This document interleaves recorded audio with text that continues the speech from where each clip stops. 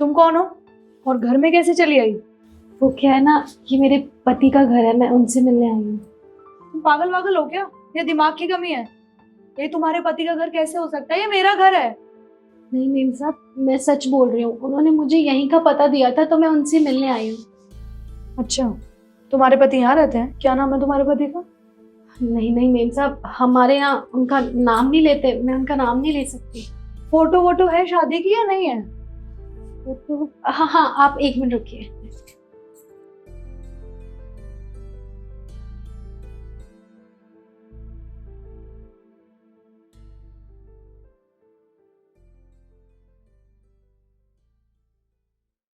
ये देखिए।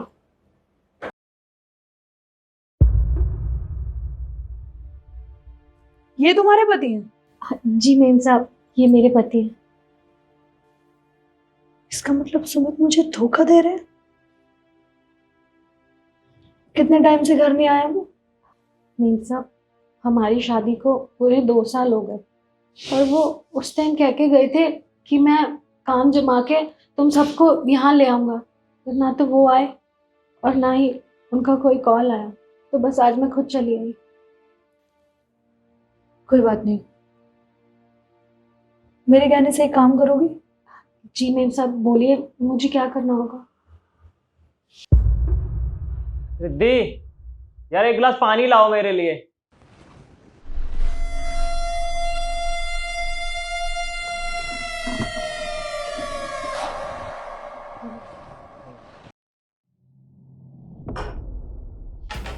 तुम तुम यहाँ क्या कर रही हो? तुम्हें यहाँ अंदर किसने आने दिया? बाहर निकलो यहाँ से, जाओ यहाँ से। 1 मिनट सुमित, मैंने इसे यहाँ पे बुलाया है। वो क्या है ना, मैंने एक नई नौकरानी रख ली घर में। क्या वो अच्छी नहीं लगी? रिद्धि, हमारे घर में पहले से 2-2 नौकर काम कर रहे हैं, इसकी हमें क्या जरूरत है? और वैसे भी ये तो मुझे शक्ल से ही चोर लग रही है। हमारे घर में कितना कीमती सामान रखा हुआ है, इसने अगर चुरा लिया तो हम तो इसे ढूंढ भी नहीं पाएंगे। नहीं, हमें कोई नई नौकर की जरूरत नहीं है। बाहर निकलो यहाँ से, इसे भगाओ यहाँ से। 1 मिनट, इतना गुस्सा होने की कोई जरूरत नहीं है। और मेरे घर में जितने ज्यादा नौकर होंगे उतनी ज्यादा मुझे हेल्प होगी, तो मैंने इसलिए यहाँ पे रख लिया। तो वैसे भी कितनी मासूम सी है और तुम इसे चोर बता रहे हो, ये तो गलत बात है ना। गाँव से आई है बेचारी, काम की ज्यादा जरूरत थी, और इसका पति भी यहीं पे रहता है। इसका पति यहीं रहता है? कौन है इसका पति? राजू? तुम हो इसके पति? रिद्धि, तुम क्या कह रही हो? मैं कहाँ से इसका पति हो गया? रुक जाओ सुमित, इतना गुस्सा करने की क्या जरूरत है? और हाँ, तुम इसे सच बताओगी या मैं बताऊं? आप एक बात बताइए, आप तो गांव से शहर ये कह के आए थे ना कि आप वहाँ पे काम जमाने जा रहे हैं, उसके बाद जब आपका काम जम जाएगा तो आप हमें भी और पूरे परिवार को अपने साथ शहर ले आएंगे।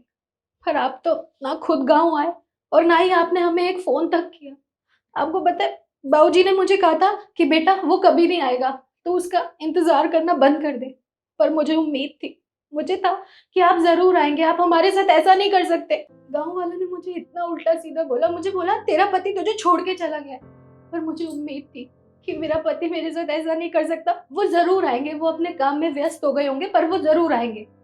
पर नहीं, आज जब मैं खुद चल के यहाँ पर आई आपसे मिलने, तो मैंने देखा कि आपने दूसरी शादी कर ली। आपने क्यों किया हमारे साथ ऐसा? अगर आपको हमारे साथ नहीं रहना था तो हमसे शादी मत करते आप। पर रिद्धि, इसकी बातों में मत आ, तू अपनी बकवास बंद कर। ये झूठ बोल रही है, ऐसा कुछ भी नहीं है।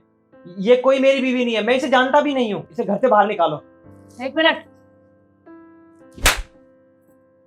तुम्हें शर्म नहीं आ रही है सब करते हुए? हाँ, तुम एक बात बताओ, तुमने इस शादी का खेल गुड्डा गुड़िया का समझा हुआ है?